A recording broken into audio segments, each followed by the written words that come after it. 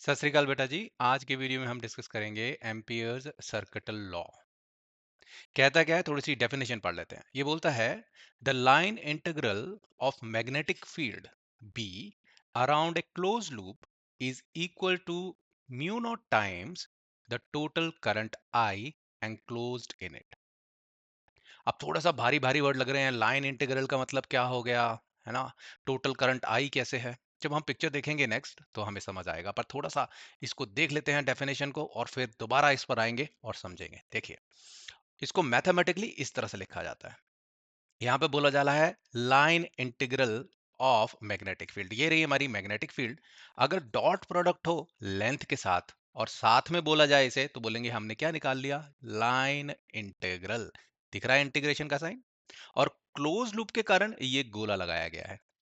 ये बता रहा है कि इंटीग्रेशन जो है वो क्लोज्ड लूप पर हो रही है। अगेन दोबारा से पढ़ते हैं। ये टर्म क्या है, दिस इज लाइन। देखो डीएल क्या है, एक लेंथ है ना। Line integral of magnetic field अगर हम कर दें line integral over a close loop, it will be equal to mu naught, एक कांस्टेंट आ गया जो परमिएबिलिटी ऑफ फ्री स्पेस या वैक्यूम होता है, टाइम्स या multiplication by I enclosed. Enclose मतलब जो हमने लूप ली है, क्लोज लूप ली है, उसके अंदर करंट कितना है उस पर डिपेंड करेगी ये वैल्यू। थोड़ा सा फिगर देखेंगे तो हमें बहुत अच्छे से समझ आएगा। देखो डायग्राम में थोड़ा सा समझने की कोशिश करते हैं। देखो मान लो इस तरह से हमें दे दी गया है दो कंडक्टर वायर हैं। एक में करंट नीचे जा रहा है, एक में करंट ऊपर जा रहा है। और हमने क्या किया, एक लूप लगा दी यहाँ पर, है ना। एक क्लोज लूप है ना, ये कंप्लीट है पूरा। और इसका पिछला साइड भी कंप्लीट है। ये पूरी तरह से क्लोज लूप होनी चाहिए, कोई भी शेप की हम ले सकते हैं। और हमने क्या किया, एनक्लोज कर दिया इन दो करंट वायर्स को। इस लूप को हम, क्योंकि ये एम्पियर लॉ है, तो हम इसे एम्पीरियन लूप भी बोलते थे, कि हमने एक एम्पीरियन लूप ले ली। उसके बाद क्या करना है, हमें इंटीग्रेशन करनी है। कौन सी, लाइन इंटीग्रेशन भाई, डीएल के साथ। तो छोटे छोटे एलिमेंट जो यहाँ पर दिख रहे हैं इस लूप के पाथ पर, रास्ते पर, वो हमें डीएल डीएल छोटे दिखाएंगे। और वहां पे हर पॉइंट पे हमें मैग्नेटिक फील्ड का डॉट प्रोडक्ट लेते जाना है। अब कौन सी दिशा में जाएं, क्या इस दिशा में जाएं, क्या इस दिशा में जाएं। एम्पियर बोलता है कोई भी दिशा में चले जाइए, चाहे इस दिशा में चाहे इस दिशा में।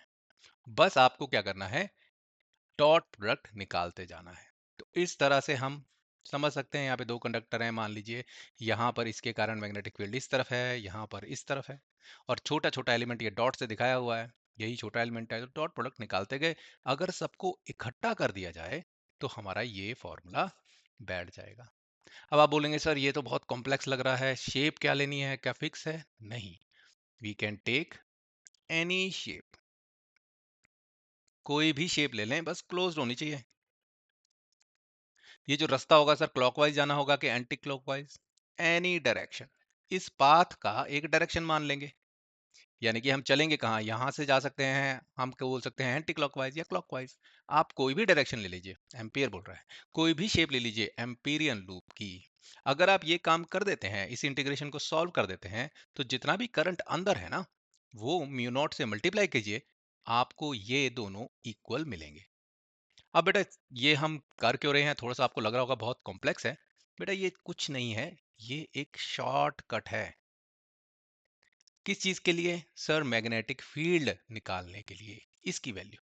एम्पियर सर्किट लॉ अगर हम कॉमन सेंस में बोले, ये हमें शॉर्टकट दे देता है कि हम फटाफट मैग्नेटिक फील्ड कैलकुलेट करें। कैसे, ये रही मैग्नेटिक फील्ड। तो हम लूप कोई भी शेप ले सकते हैं, डायरेक्शन कोई भी ले सकते हैं।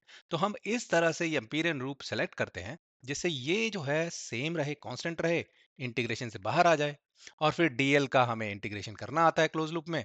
और ये करंट गिनना तो आसान ही होता है। तो हमारा जो बी वैल्यू है, मैग्नेटिक फील्ड है, सब कुछ इसके कारण हो रहा है, टू गेट दिस। अब ये एक एग्जाम्पल से समझते हैं, जो हमारी पहली एप्लीकेशन है, कि हमें किस तरह से एक इनफाइनाइट वायर के आसपास मैग्नेटिक फील्ड कैसे कैलकुलेट करनी है यूजिंग एम्पियर सर्किट लॉ। देखो कितना आसान कर देता है ये शॉर्टकट मैग्नेटिक फील्ड कैलकुलेट करना। पहली एप्लीकेशन ले लेते हैं एम्पियर सर्किट लॉ की। इसमें बोला गया कि कैलकुलेट करो मैग्नेटिक फील्ड एक infinitely long current carrying wire के पास कोई पॉइंट मान लेंगे और वहां पर मैग्नेटिक फील्ड कैलकुलेट करेंगे, बट यूज करेंगे एम्पियर सर्किटल लॉ। तो चलो पहले तो एक वायर बना ले इनफाइनाइटली लॉन्ग। इनफाइनाइटली मतलब बहुत लंबी, भाई हमारे पेज में भी नहीं आ रही है ना। और इसको बहुत लंबी है, इसके लिए डॉटेड करके बता दिया साइड से नीचे से भी कि भाई ये इससे भी आगे ऊपर नीचे बढ़ रही है। और करंट मान लीजिए, मान लिया आई ऊपर की तरफ जा रहा है। अब हमें बोला भाई इसके पास निकालिए आप कि कितनी मैग्नेटिक फील्ड होगी। तो यहां पर हमने मान लिया एक पॉइंट पी, है ना। अभी तक तो सेटअप बनाया भाई, जो बोला इन्फिनिटली लॉन्ग बना ली और पास में नियर बोला था तो ये नियर एक पॉइंट ले लिया पी। हमें बोला भाई यहाँ मैग्नेटिक फील्ड कैलकुलेट करो इस वायर के कारण क्या होगी, है ना। तो लगाते हैं एम्पियर सर्किट लॉ। पहला एक लूप ले लीजिए, एम्पीरियन लूप ले लीजिए। अब कहां से लें? चालाकी करेंगे, चीटिंग करेंगे। हम क्या करेंगे, एक लूप पूरा परफेक्ट सर्कल ले लेंगे और उसका जो सरकमफेरेंस है ना इस पॉइंट से क्रॉस करा देंगे, जिससे हमारा एम्पियर सर्कुलर लॉ अगर लगता है तो इस पॉइंट पे मैग्नेटिक फील्ड मिल जाएगी हमें। देखिए हमें क्या करना है, इस तरह की एक लूप मान लेनी। समझ गए? अब मान लो ये पॉइंट P दूरी पे था तो उतना ही रेडियस रख के ये सर्कल मार लिया, है ना। ये पूरा जो वायर है इससे क्रॉस कर रही है, मान लीजिए जिसके एक्सिस से क्रॉस कर रही है। ये थोड़ा सा चीटिंग हो गया ना पहले से ही हमने, पर हमें एम्पियर ने ही तो छूट दी थी भाई, कोई भी लूप ले लो, कोई भी शेप ले लो, है ना। तो वही हमने फायदा उठाया। डायरेक्शन क्या माने लूप की? हमने डायरेक्शन मान ली है एंटी क्लॉकवाइज। ये क्यों? थोड़ा ध्यान दो, यहां भी चीटिंग हो रही है। अगर आप इस कंडक्टर को राइट हैंड से ग्रिप करोगे ना तो आपकी जो फिंगर है ना वो इसी तरफ एंटी क्लॉकवाइज ही जाएंगी। यानी कि यहां से कॉपी के अंदर और यहां से टिप्स आपकी जो फिंगर की हैं वो बाहर आएंगी। करके देख लो अभी चाहे स्क्रीन पर ही, ऐसे ही होगा। तो हमने वही चीटिंग करके वही डायरेक्शन एम्पीरियल लूप की भी मान ली। तो यहां पर याद रखना है दो चीजें की, पहले तो यहां पर मान लिया एक एम्पीरियन लूप। भाई एम्पीयर का लॉ लग रहा है ना, तो एम्पीरियन लूप ही इसे बोल देते हैं। लूप मान ली, क्लोज्ड है। हाँ जी हाँ, ये मत सोचना यार यहाँ से टूटी हुई है, ये इसके पीछे से जा रही है तो ऐसे 3D इफेक्ट करने के लिए दिखाया है। ये कंप्लीट पूरा क्लोज्ड है। एम्पीरियल लूप मानी, क्या माना इसको? पूरा सर्कल, सर्कुलर लूप थी ये। और सेंटर का मान लिया एट वायर मान लिया। ठीक है ना। तो वही डिस्टेंस, इसका जो रेडियस होगा वो उतना ही होगा जितना ये पॉइंट दूर है। और पॉइंट पी पर से ही हमने ये सरकमफेरेंस गुजारी है। ठीक है। उसके बाद क्या करते हैं, डायरेक्शन मान लीजिए। सेकंड पॉइंट क्या होता है, इस लूप की direction, direction of empyrean, Amperian loop is anti clockwise. Ampere ने बोला था ना कोई भी डायरेक्शन ले लो, तो ले ली हमने, एंटी क्लॉकवाइज ले ली। क्यों चालाकी मारी? क्योंकि राइट हैंड करोगे तो वही डायरेक्शन मैग्नेटिक फील्ड की आएगी, हमने वही डायरेक्शन लूप की भी मान ली। अब अगर आपसे कोई पूछे कि यहाँ मैग्नेटिक फील्ड और जो भी यहाँ पर एक छोटा सा अगर एलिमेंट हम कंसीडर कर लें, उसका जो डायरेक्शन होगा वो क्या होगा? सेम होगा, 90 डिग्री होंगे, 45 डिग्री होंगे? सोच के देखो थोड़ा सा। यहाँ पर दोनों की डायरेक्शन सेम ही होगी। अगर आपको इस पिक्चर में क्लियर नहीं हो रहा है तो देखो, यहाँ पर आप मैग्नेटिक फील्ड तो बना दोगे कि क्रॉस करके अंदर जा रही है, बट एलिमेंट समझ नहीं आ रहा। थोड़ा सा समझते हैं। देखो, अगर हमसे बोला जाए कि इसको टॉप से देखो, है ना, टॉप से देखो, तो ये रहा हमारा वायर का ऊपर का सिरा दिखेगा गोल गोल, और करंट आता हुआ आपको इस तरह से दिखेगा। भाई ये जो एरो बनाते हैं ना हम, इसका जो टिप है वो आपको यहाँ पे दिखेगा। तो हमने वही स्टेप स्टार्ट कर दिए सर। ये रही आपकी एम्पीरियल सर्कुलर लूप, जिसका सेंटर क्या है हमने ले लिया यहाँ पर, यही वायर का। और ये रहा मान लो पॉइंट पी। अब यहां पर अगर मैं एक, जहां पॉइंट पी था वहां पर एक एलिमेंट लूं, ये रहा डीएल, छोटा सा एलिमेंट ले लिया और हरे कलर से उसकी डायरेक्शन ये बता दी। भाई इसी तरफ जा रहा था, तो अगर इस फिगर में देखोगे तो इस तरफ जा रही होगी हमारी डायरेक्शन ऑफ लूप, है ना। तो उसकी डायरेक्शन हरी वाली, इस पॉइंट पर देखना है सिर्फ। तो इस पॉइंट पर तो सीधे ही है ना। और मैग्नेटिक फील्ड की डायरेक्शन क्या है? अरे ग्रेस, इसको ग्रिप करो तो वो भी इसी डायरेक्शन में है। सिर्फ इस पॉइंट पर देखना है हमें, याद रखिएगा। तो ये दोनों क्या है? सेम डायरेक्शन में ही है ना। अगर हमें ये हो गया तो अब एम्पियर का फॉर्मूला ले आइए और सॉल्व करते जाइए। देखो, एम्पियर का फॉर्मूला लगने के लिए हम तैयार हैं। तो चलो स्टेप बाय स्टेप करते हैं। देखो, सबसे पहला स्टेप, हमें फॉर्मूला पता होना चाहिए। क्या होता है? वो होता है कि सर अगर आप लाइन इंटीग्रल कर दो, लाइन इंटीग्रल कर दो, डॉट प्रोडक्ट लगा दो मैग्नेटिक फील्ड का पूरी लूप में, तो वो म्यू नॉट और जितना करंट अंदर जा रहा है उसके बराबर होगा। यहाँ करंट आ ही जा रहा है, सिर्फ एक ही तो है वायर। तो ये जो राइट हैंड साइड है ये तो सॉर्टेड है। बस ये जो लेफ्ट हैंड साइड है इसको थोड़ा सा देखते हैं सर, इसका डॉट प्रोडक्ट कैसे खोलेंगे। भाई ए डॉट बी क्या होता है, ए बी कॉस थीटा, तो खोल दो। यहाँ पे आ जाएगा सर बी का मैग्नीट्यूड मल्टीप्लाइड डीएल का magnitude multiplied by cos theta. दोनों के बीच में एंगल यानी कि बी और डीएल के बीच में एंगल क्या है सर, यहाँ तो कोई एंगल नहीं है, दोनों सेम ही दिशा में है, दोनों डॉट ही तो हैं। तो ये जो हमारा एंगल है ये कितना हो जाएगा, 0 डिग्री।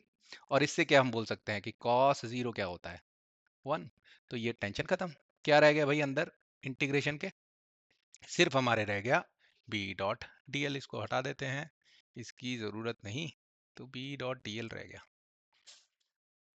चलो ये रह गया, यहां तक पहुंचे। अब देखो आगे चलते हैं। आगे क्या कर सकते हैं सर, इंटीग्रेशन का थोड़ा एक रूल होता है क्या सर, कांस्टेंट चीजें बाहर निकाल दो। यहाँ पर जो मैग्नेटिक फील्ड है सर कांस्टेंट है। कैसे, पूरी लूप में? हाँ सर पूरा कांस्टेंट है।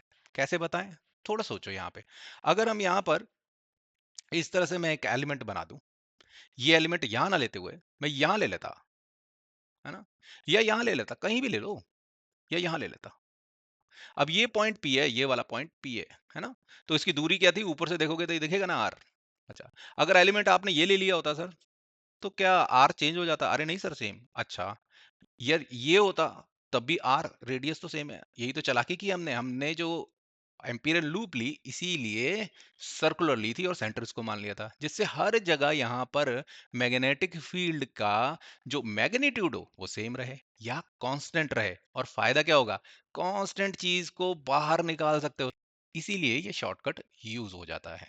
तो मैग्नेटिक फील्ड चाहे ये वाला हमारा एलिमेंट हो चाहे ये वाला एलिमेंट हो, क्योंकि वायर से डिस्टेंस सेम है इसलिए मैग्नेटिक फील्ड फिक्स रहने वाली है। और अगर इसको बाहर निकाल लें अब, तो आगे हम इसको चला सकते हैं। अब इस तरह से इसकी जगह हम इसको बाहर ले लेते हैं और अंदर बेचारा रह जाएगा हमारा इकलौता डीएल क्लोज लूप में। ठीक है, अब इसको जरा सॉल्व करें। मतलब सर छोटे छोटे पार्ट में इस पूरी लूप को काट दीजिए और फिर उसको इकट्ठा कर दीजिए, तो आपकी जो टोटल लेंथ आएगी वो क्या आएगी सर, वो तो क्या होगी, वो तो सरकमफेरेंस हो जाएगी। किसी भी सर्कल की सरकमफेरेंस क्या होती है, वो तो होती है सर 2 पाई आर, फॉर्मूला होता है 2 पाई आर। तो मैं क्या बोल सकता हूँ कि यहाँ पर ये जो वाली साइड बनी लेफ्ट हैंड साइड, ये बन गई है मेरी बी इंटू 2 पाई आर। ये जो left hand right hand side थी जो आसानी से सॉल्व हो गई थी वो थी मी नॉट आई। तो मैं अगर ये निकालना हो पी, तो 2 पाई आर को नीचे ले जाते हैं, वो पैरों में चले जाएगा म्यू नॉट आई के। और ये मिल गया हमें formula, magnetic field at a point at a distance R, कोई पॉइंट आर हो नियर बाय, तो उसकी मैग्नेटिक फील्ड कितनी होगी। और फायदा क्या हुआ एम्पियर सर्कुलर लॉ लगाने से, हमें ये आसानी से मिल गया, हमें ज्यादा मुश्किल इंटीग्रेशन नहीं करनी पड़ी, हमें बियोसवाल लॉ नहीं लगाना पड़ा, बहुत आसानी से हम इस तरह के कंक्लूजन निकाल सकते हैं। Thank you.